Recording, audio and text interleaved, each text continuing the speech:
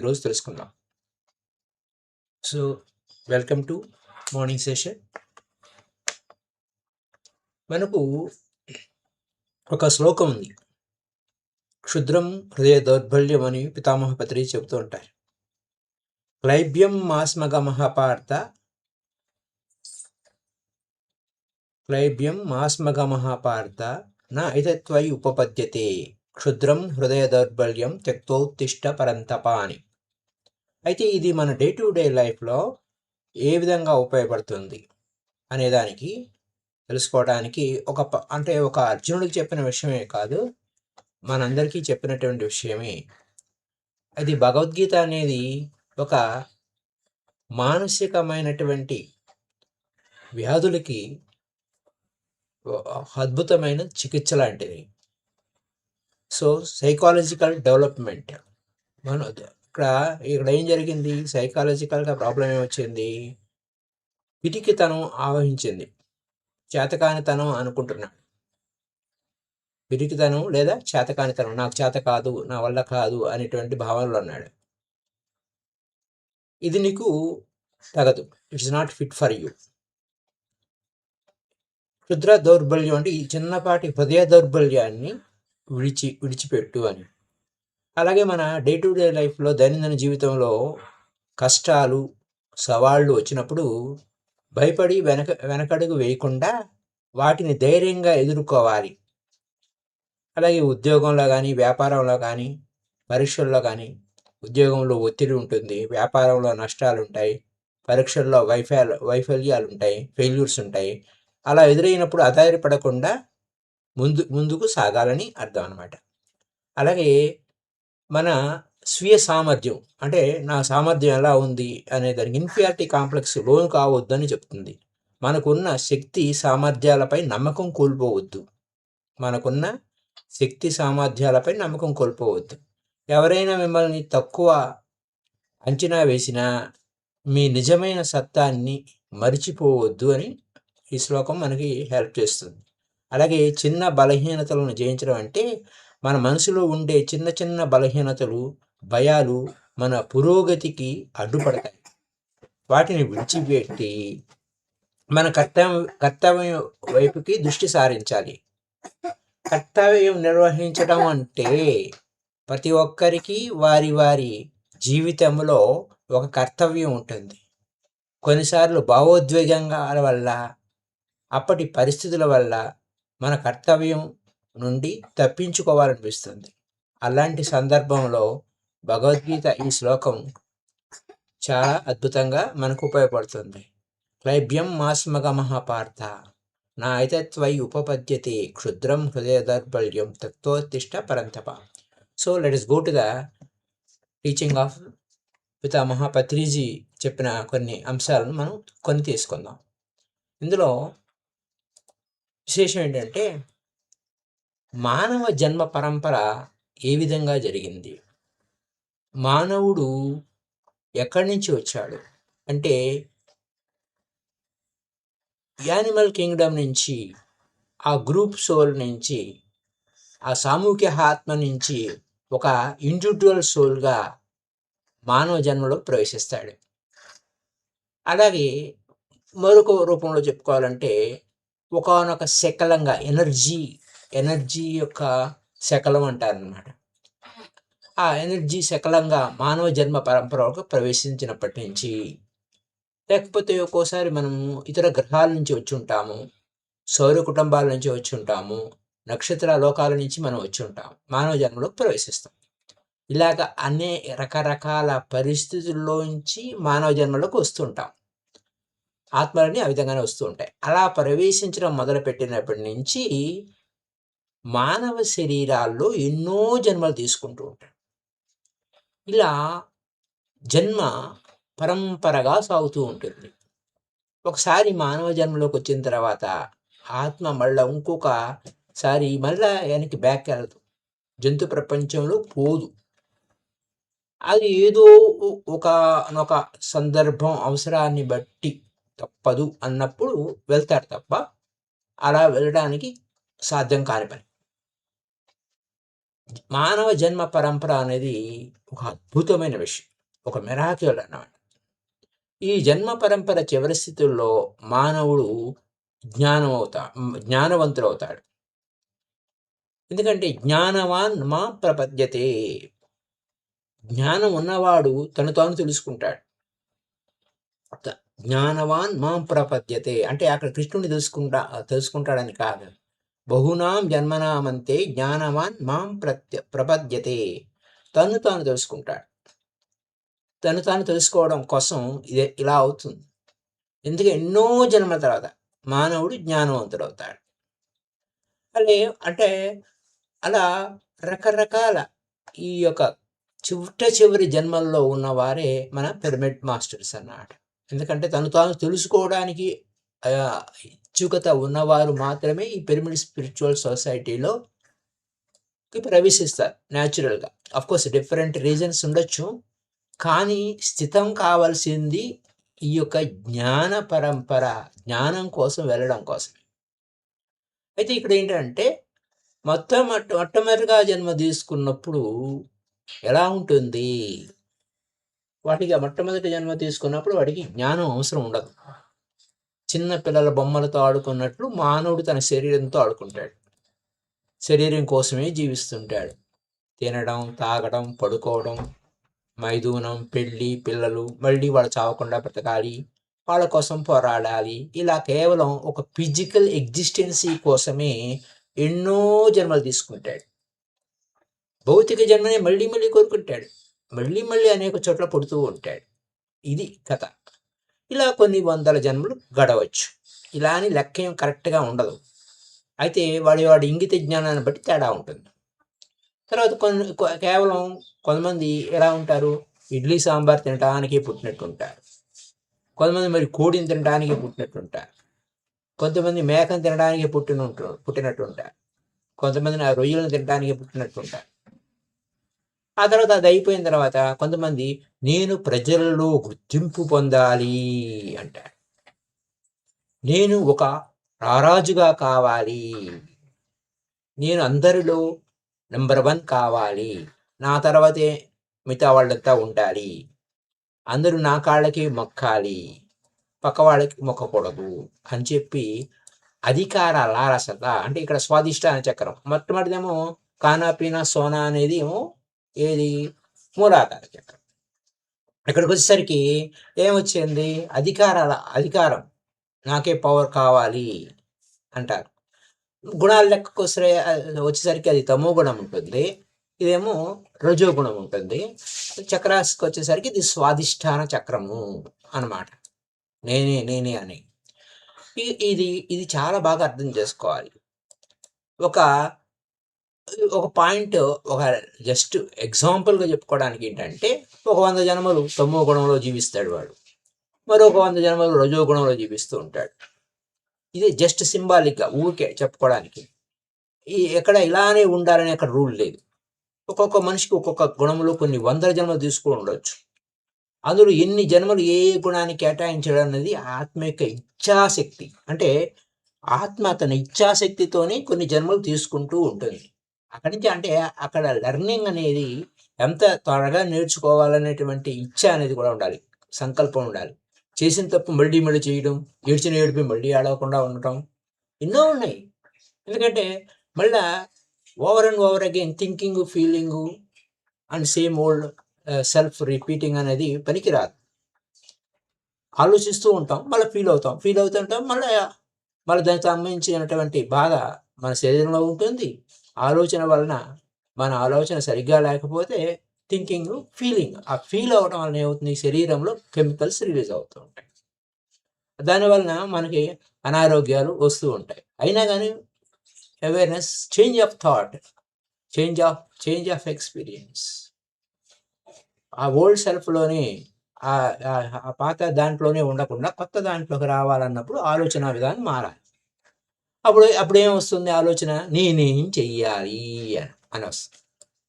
నేనేం చెయ్యాలి, జీవితం ఎలా జీవించాలి, ఆనందంగా ఉండాలంటే ఏం చేయాలి అని ఆలోచన ప్రారంభిస్తాం. ఇక్కడ చేంజ్ ఆఫ్ థాట్ అనమాట. ఇక్కడ ఏమొచ్చింది? చేంజ్ ఆఫ్ థాట్ వచ్చింది. తమో గుణంలో, రజో గుణంలో ఎన్నో కష్టాలు పడతాం. వాడు తిట్టాడు వీడు కొట్టాడని ఏడుస్తూ ఉంటాము, లేకపోతే తిండి కోసమే బతుకుతూ ఉంటాము. ఇలా ఇంకా ఇంకా రకరకాలుగా ఉన్నాయి కదా, మనం అన్నీ చెప్పేసుకున్నాం. రజోగుణము అంటే ఆ మూలాధారంలో ఎలా ఉన్నాము, స్వాధిష్టానంలో ఎలా. ఎన్నో కష్టాలు అనుభవించి చీచి నాకు ఈ కష్టాలు వద్దు, ఈ బాధలు నేను భరించడానికి రాలేదు అని అని క్వశ్చన్ వస్తుంది. ఇక ఈ బాధలు అనుభవించకుండా ఉండాలంటే నేనేం చేయాలి అన్న ఎరుక, జ్ఞానం, అక్కడ క్వశ్చన్ మార్క్ మొదలైంది. ఆనందంగా ఉండాలంటే ఏం చేయాలి అని ఆలోచించడం మొదలెట్టారు. ఇలాగ బాధలు అనుభవించకూడదంటే నేనేం చేయాలి అన్న ఇది జ్ఞానానికి చిన్నగా అంకురం వచ్చింది. ఇక్కడి నుంచి మనకి మొదలవుతుంది అన్నమాట. మనం సరైన దారి వైపుకి వెళ్ళాలి, సరైన దారి వైపుకి వెళ్ళటం. కనుక మనం ఇప్పుడు ఈ యొక్క సరైన దారి, ఈ రాజమార్గం గురించి తెలుసుకోవాలనుకున్నప్పుడు ముందు మనం ఈ కర్మయోగం గురించి తెలుసుకోవాలి. అందుకోసమే మనం అక్కడ కర్మయోగం అని పెట్టుకున్నాం. కర్మయోగము, ఈ కర్మయోగంలో మరి కొన్ని జన్మలు భోగాలు అనుభవించడం కోసమే పుడతారు, కొన్నిసార్లు అధికార లాలసత కోసం పుడతారు, మరి కొన్ని జన్మలు పోయిన తర్వాత సత్యం తెలుసుకోవాలి, సత్యం అంటే ఏమిటి అనే అన్వేషణలో మొదలవుతుంది. ఈ సత్యం తెలుసుకోవాలి అంటే ఏం చేయాలి? యోగం చేయాలి. యోగ చిత్తవృత్తి నిరోధ. ఆలోచనలన్నీ కట్టిపెట్టి హాయిగా ప్రశాంతంగా ఉండగలిగేటువంటి సత్యం వైపు ప్రయాణం. సత్యం తెలుసుకోవాలంటే ఏంటి? సత్యంలో జీవించాలి. ఈ సత్యంలో జీవించడంలో మరి యోగం అంటే ఏమిటి అని, యోగంలో మనకి కర్మయోగమని, భక్తి యోగమని, జ్ఞానయోగమని, రాజయోగమని అని చెప్తారు. అయితే కర్మ అది జనరల్గా చెప్పుకునేటువంటి విశేషం. ఎలా అయితే సాధారణమైన విజ్ఞానం అంతా నిజమైన విజ్ఞానం కాదు అంటారు పత్రిజీ. ఎందుకంటే భక్తి అన్నది అసలు లేనే లేదు. కృష్ణుడి విగ్రహాన్ని పూజించడం, జీసస్ క్రైస్ట్ చిత్రపటాన్ని పూజించడం అనేది భక్తి యోగంగా చలామణి అవుతుంది. అది ఒకానొక భక్తి మూర్ఖతా విశేషమే కానీ భక్తి యోగం అటు ఎంత మాత్రం కాదు అంటారు. అసలు యాక్చువల్గా భక్తి అంటే ఏంటి? అసలైన భక్తిని దాన్ని పేరు మార్చేసి దాన్ని ఆ భక్తి పేరుతో మనకి ఏం జరుగుతుందో మనకు తెలుసు. కానీ వాస్తవం ఏంటంటే స్వస్వరూపానుసంధానం భక్తిరీత్యా అవిధీయతే. అంటే నీ స్వస్వరూపంతో అనుసంధానం, నీతో నువ్వు అనుసంధానం, నీ స్వస్వరూపంతో అనుసంధానం చేసుకోవడమే భక్తి యోగం అనేదానికి. భక్తి యోగం అనేది చాలా పరాకష్ట యాక్చువల్లీ, కానీ దాన్ని భక్తి పేరుతో ఆ యోగాన్ని భ్రష్టు పట్టించినట్టు అయిపోయింది. కానీ ఇక్కడ ఇంకొక వ్యక్తికి సంబంధించింది కాదు. మన స్వస్వరూపం ఏమిటి, అసలు నేనెవరిని, అది ముందుకు తెలుసుకోవాల్సింది. దాంతో ఏకమై ఉండటం భక్తి అని చెప్పబడింది. అంటే ఇది అసలైన భక్తి. ఒరిజినల్ ఏమిటి అంటే మనకు డూప్లికేట్ ఏంటి అనేది మనకు విస్తరించే ఉంది, అది ఇంకా మనం చెప్పుకోవాల్సిన విషయం కాదు.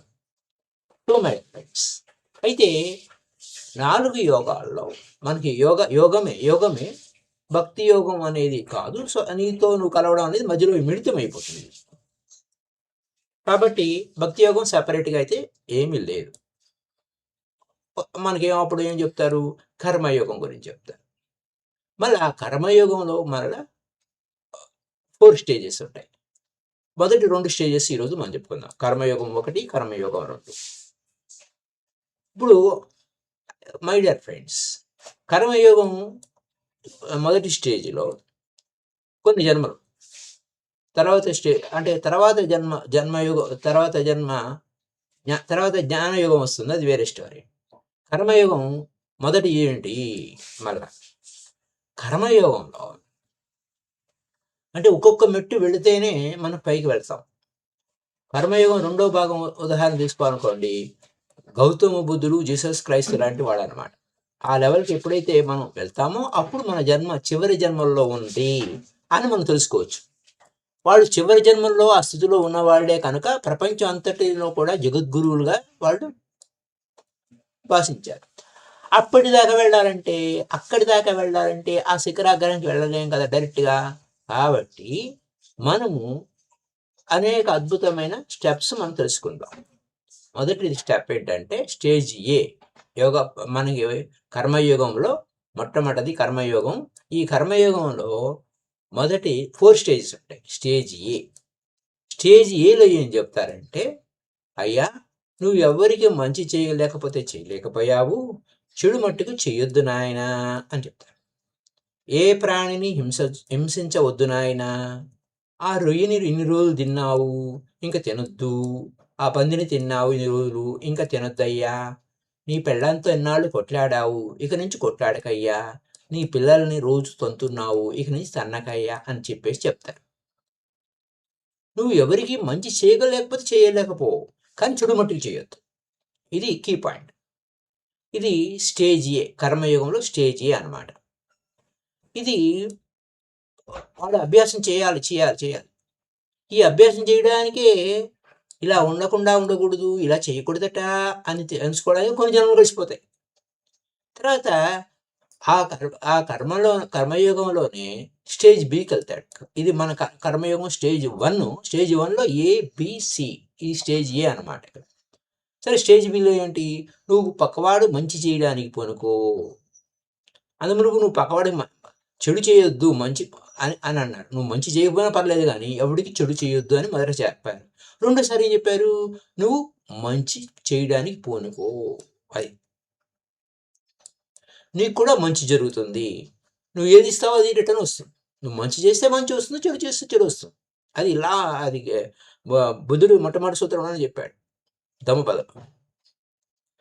నువ్వు ఇతరులకు ఎంత మంచి చేస్తే నీకు అంత మంచి తిరిగి వస్తుంది. ఏది ఇస్తే అది మనకు వెనకొస్తుంది. అది తెలియటం అంటే మన ఆలోచనలు పెంపుడు పావురాలు, మన మాటలు పెంపుడు పావురాలు మొత్తం ఊరంతా తిరిగి మన దగ్గరే వస్తాయి. కనుక ఉపకారం చెయ్యి, మంచి చేయడానికి పూనుకో, మంచి ఆలోచనలు చెయ్యి, మంచి పనులు చెయ్యి. నువ్వు ఇతరులకి ఎంత మంచి చేస్తే నీకు అంత మంచి జరుగుతుంది. కనుక ఉపకారం చెయ్యి. ఇంక అక్కడి నుంచి ఏమో మొదలవుతుంది? వీధులు ఊడ్చు, చెట్లు నాటు, అందరికీ అన్నదానం చేయి, వస్త్రదానం చేయి, నువ్వు సంఘం సంగతి పట్టించుకో. ఇవన్నీ అప్పుడే నీ సంగతి కూడా సంఘం చూసుకుంటుంది. Law of attraction. What you give మళ్ళీ అదే రిటర్న్ వస్తుంది. ఏది ఇస్తావో అది వస్తుంది. అది లా అంతే. ఇప్పుడు నువ్వు బాగా జీవించగలవు నాయనా అని స్టేజ్ బిలో చెప్తారు. ఈ స్టేజ్ ఏలో ధ్యానం ఉందా? లేదు. స్టేజ్ బిలో ధ్యానం ఉందా? లేదు. అక్కడ ఆత్మజ్ఞానం లాంటి పదాలు రాదు. ఇవన్నీ ఏ స్టేజీ, బి స్టేజ్లో ఉన్నవాడు అనమాట. కర్మయోగంలో స్టేజ్ ఏ, స్టేజ్ బిలో ఉన్న. అంటే కర్మయోగం 1, కర్మయోగం 2 అనుకున్నాం కదా. అది ఇక్కడ ఏంటి? స్థితుడివి. సి స్టేజ్కి ఏమని చెప్తారంటే, నువ్వు మంచి కర్మలు చేస్తూ ఉండు, అయితే వాటిని ఫలితాలు మాత్రం ఆశించకు అని. భగవద్గీతలో ఏం చెప్పారు? కర్మణ్యేవాధికారస్య మా ఫలేషు కదాచన అన్నారు. అంటే ఇది 3వ స్టేజ్ గురించి చెప్పారు, కానీ ఇది 3వ స్టేజ్ కాదు, చాలా పరాకాష్ట, హైయెస్ట్ స్టేజ్. ఇంకా జన్మ పరంపరలన్నీ అయిపోయిన తర్వాత, అన్ని జన్మలు అయిపోయిన తర్వాత కర్మఫలాలు వచ్చి తీరుతాయి. కర్మఫలాలు రాకుండా ఉండవు. నువ్వు ఎలాంటి కర్మ చేస్తావో అలాంటి కర్మఫలాలు వచ్చే తీరుతాయి. ఏది విత్తుకుంటావో అది కోసుకుంటూ ఉంటావు. నువ్వు ఏది విత్తుకుంటే అది కోసుకుంటూ ఉంటావు. ఆలోచనలు ఏది విత్తుకుంటే అదే జీవితం అవుతూ ఉంటుంది. మాట ఏది విత్తుకుంటే అదే జీవితం అవుతుంది. ఈ కర్మఫలాలు మనం తప్పించుకోలేం. కానీ కర్మఫలాలు మనం విత్తుకున్నవే కదా, మన వాస్తవాన్ని మనమే సృష్టించుకుంటున్నాం కదా అన్న విషయాన్ని మర్చిపోయి ఎర్రిమర్రిగా ఏడుస్తూ ఉంటారు. నువ్వు వేప విత్తితే మర్రి చెట్టు వస్తుందా? వేప చెట్టే వస్తుంది. నువ్వు అందరికీ మంచి చేస్తే నీకు అందరూ మంచి చేస్తారు. దాని గురించి అనవసరమైన ఆలోచనతో టైం వేస్ట్ చేసుకోవద్దు. నువ్వు టైం వేస్ట్ చేసుకోవద్దు, ఈ ఎనర్జీని వేస్ట్ చేసుకోవద్దు. కర్మ ఫలితాన్ని ఆశించవద్దు నాయనా అని. అక్కడ మాటికి రిపీటింగ్ అంట. మళ్ళా నేనేం చేశాను? నువ్వు చేసిన ఆలోచన నీకు వెనక్కి వచ్చింది. So what next? నువ్వు వెతుకున్నదే నీ జీవితం అయింది. కర్మ చేయడంలో నీ యొక్క జీవితాన్ని నిమగ్నం చెయ్యి. ఏ పని చేయాలి, సరైన ఆలోచన చెయ్యి. మంచి కర్మలు శుభకర్మలు చేయడంలో అది శుభకర్మలు చేస్తే మంచి కర్మలు చేస్తే మంచి వెంట వస్తుంది, చెడు కర్మలు చేస్తే చెడు వెంట వస్తుంది. ఇది స్టేజ్ సి, కర్మయోగం మొదటి భాగం అనమాట. ఇకపోతే కర్మయోగం మొదటి భాగంలో స్టేజ్ డి ఏమంటే, నువ్వు కర్తృత్వ భావన లేకుండా చేయి నాయన అనేది. కర్మలు చేయి కానీ కర్తృత్వం కూడదు. అదే అష్టావక్ర గీత కూడా ఇదే చెప్పారు. అహం కర్తృత్వ రహితామృతపానం, నేను చేస్తున్నాను అన్న భావం తీసేస్తే అన్ని భారాలు పోతాయి. నేనే చేస్తున్నానంటే జీవితం ఏడుపు గుట్టు వ్యవహారం అయిపోతుంది. నేను అనేది లేకుండా కర్మలు చేయని చెప్పారు. ఇది చాలా కష్టం. అంటే కర్మయోగం రెండో భాగంలో ఉన్నవాళ్ళు మాత్రమే చేయగలుగుతారు. ఇది మొదటి భాగంలోనే మనం చెప్పుకున్నాం. కానీ డీలో లాస్ట్కి వచ్చింది కాబట్టి జంపింగ్ ఫ్యాడే కాబట్టి పక్కనే ఉన్నదే. కానీ వీళ్ళందరూ చెప్తారు కానీ అదొక లక్ష్యం. ఎలాగంటే నువ్వు ఐఏఎస్ పాస్ కావాలి అని చెప్పినప్పుడు అందరూ కాకపోయినా ఏదో ఒక దాంట్లో పాస్ అయితే ఏదో ఒక ఉద్యోగం వస్తుంది. అంటే లక్ష్యం ఎలా ఉండాలి? సిలబస్ లక్ష్యంగా పెట్టుకోవాలి. ఐఏఎస్ అంటే హయ్యెస్ట్ స్టేజ్.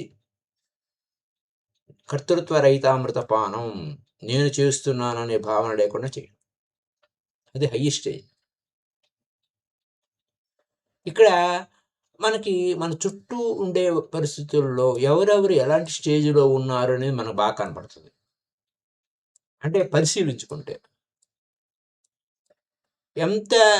ఎక్కడ ఉన్నారు, ఎవరెవరు ఏ స్టేజ్లో ఉన్నారు, ఇది మిస్ అయిపోతుంటారు. హైయెస్ట్ స్టేజ్కి వెళ్ళాలి అన్నటువంటి తపన ఉన్న వారికి మాత్రమే నేను చేస్తున్నాను అనే భావన తీసేస్తే ఎంతో బాగుంటుంది. అదనమాట. అయితే ఇక్కడ 4 స్టేజ్లు లేదా 4 దశలు. మళ్ళీ ఏం చెప్పుకోవాలంటే స్టేజ్ ఏ ఏం చెప్పింది, స్టేజ్ బి ఏం చెప్పింది రీక్యాప్ చేసుకోవాలి. Stage C, stage D.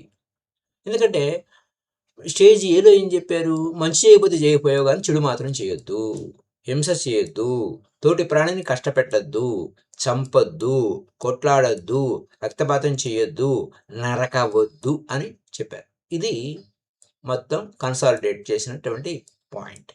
Stage below ఏం చెప్పారు? తోటి ప్రాణికి సహాయం చేయి, రకరకాలుగా సహాయం చేయి. నీకు సంగీతం వస్తే సంగీతం నేర్పించు, డ్యాన్స్ వస్తే డ్యాన్స్ నేర్పించు, రోడ్లు వేయగలిగే స్తోమత ఉంటే రోడ్లు వేయించు. అశోకుడు చక్కగా రోడ్డు పక్కన చెట్లు నాటించాడు. ఇది రెండో స్టేజ్. అంటే ఇక్కడ చెట్లు నాటడం కూడా ఒక గొప్ప పాయింట్. స్టేజ్ సి, మంచి కర్మలు చేస్తూ ఉంటూ. అయితే ఇక్కడికి వచ్చేసరికి ఇంకా గ్రేడ్ పెరుగుతూ వచ్చి, ఈ గ్రేడ్ పెరుగుతూ ఉన్నప్పుడు ఏం చెప్తున్నా, మంచి కర్మలు చేస్తూ ఉండు. ఫలితాలు ఎంత మాత్రం దృష్టిలో పెట్టుకోవాలి. ఎందుకంటే వీటిని దృష్టిలో పెట్టుకుంటే ఏమవుతుంది? టైం వేస్ట్ అవుతుంది. మనం టైం వేస్ట్ చేసుకోకూడదు కదా.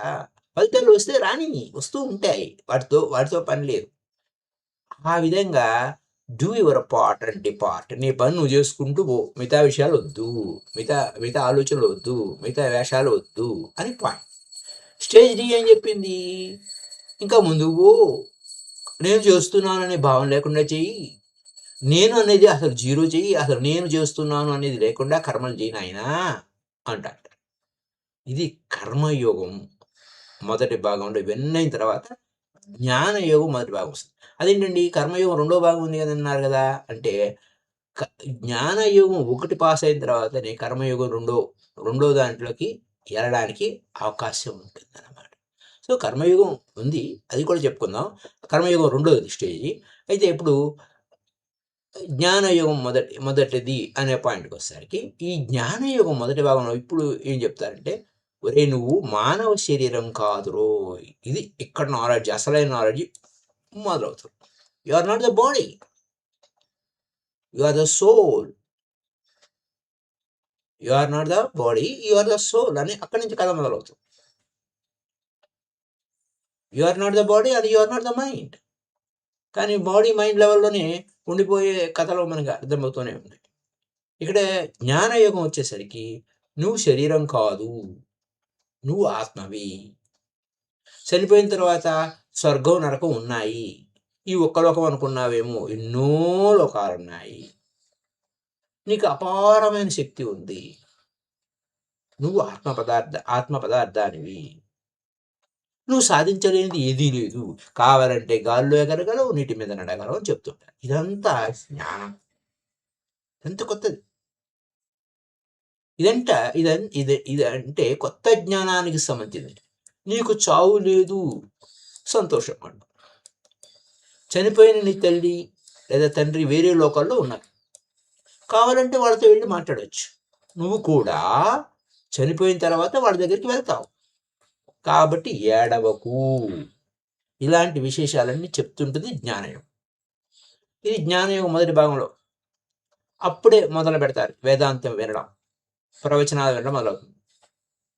కర్మయోగం మొదటి భాగంలో ఈ ప్రవచనాలు వినడం లేదు. వినడం, జీసస్ క్రైస్తు యొక్క బోధలు వినడం, గీత యొక్క పాఠాలు మరియు గీతా యజ్ఞాలు వినడం, ఇవన్నీ లేవు కర్మయోగంలో మొదటి భాగంలో. జ్ఞానయోగంలో మొదటి భాగంలో ఇవన్నీ ఉంటాయి. మళ్ళీ ఇక్కడేంటి 4 స్టేజ్లు ఉన్నాయి. శ్రవణము, మననము, నిధిధ్యాసన, సాక్షాత్కారం. శ్రవణం అంటే ముందు బాగా విను, మిగతా తర్వాత సంగతి చెప్దాం. నువ్వు బాగా విను. విను, అక్కడ రకరకాలుగా అక్కడ బాగా విను. జీసస్ క్రైస్ట్ గురించి చెప్తే విను, గీతా యజ్ఞాలు జరిగితే విను, మెడిటేషన్ గురించి చెప్తే విను. ఊరికే విని రా, ఆ తర్వాత చూద్దాం. ముందు బాగా శ్రవణం చెయ్యి. ఎందుకంటే చెవిలో పడిన మాటలు ఊరికే ఉండవు కదా. అవి మళ్ళీ మళ్ళీ మళ్ళీ మళ్ళీ మనం చెప్పుకుంటూ ఉంటాం. అది మనం ఫస్ట్లో లేవు అవన్నీ. ఇప్పుడు మెల్లమెల్లగా వినగా వినగా అనగా అనగా రాగా మతిశైలు అన్నట్టు వినగా వినగా బాగున్నట్టు అనిపిస్తుంది. ఇలా ఈ యొక్క స్టేజ్ ఏ అంటే స్టేజ్ ఏలోనే శ్రవణం వినడంలోనే చాలా జన్మలు గడిచిపోతాయి. విచిత్రమైన విషయం చూడండి ఎలా ఉందో. శ్రవణం చేయడంలోనే వినడంలోనే సరిపోతుంది కొన్ని జన్మలు. అంటే ఇలా ఇది ఒక విచిత్రమైన వ్యవహారం. విన్నదాన్ని ఏం చేయాలి? మననం చేసుకోవాలి. అవును, నిజమే, ఈ విషయం బాగుంది కదా, కరెక్టే కదా, మననం చేసుకోవాలి. ఇప్పుడు జీసస్ క్రైస్ట్ ఏం చెప్పాడు? మనం అలా చేయాలి కదా, ఆత్మ గురించి చెప్పాడు కదా, దేవుని రాజ్యం నీలోనే ఉందని చెప్పాడు కదా, మనం లోపలికి వెళ్ళాలి.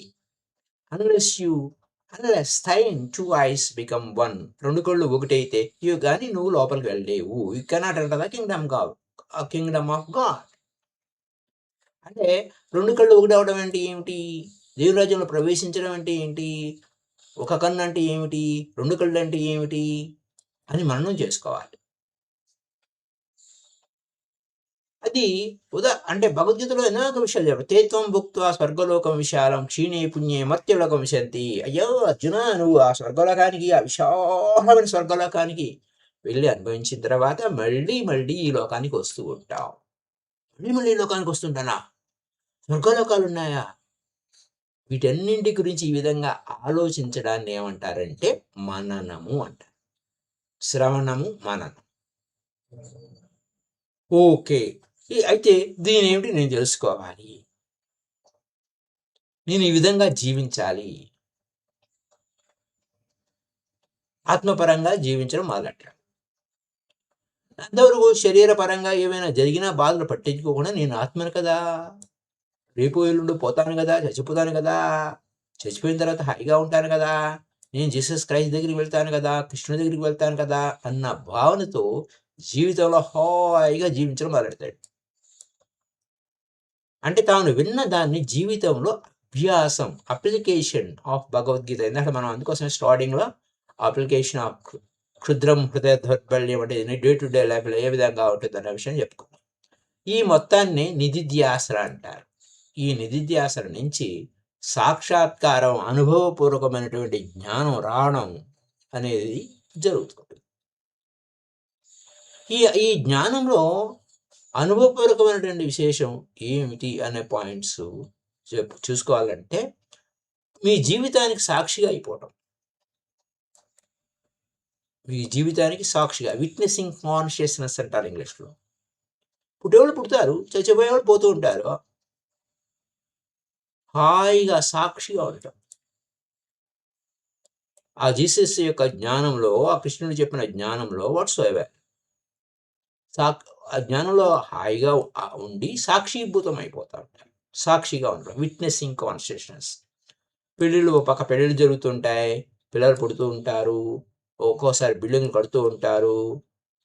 కొన్నిట్లో కలిమి ఉంటుంది, లేమి ఉంటుంది, జయం ఉంటుంది, అపజయం ఉంటుంది, చీకటి ఉంటుంది, వెలుగు ఉంటుంది. అన్నింటిలో కూడా ఎలా ఉండాలి? సాక్షిగా ఉండాలి.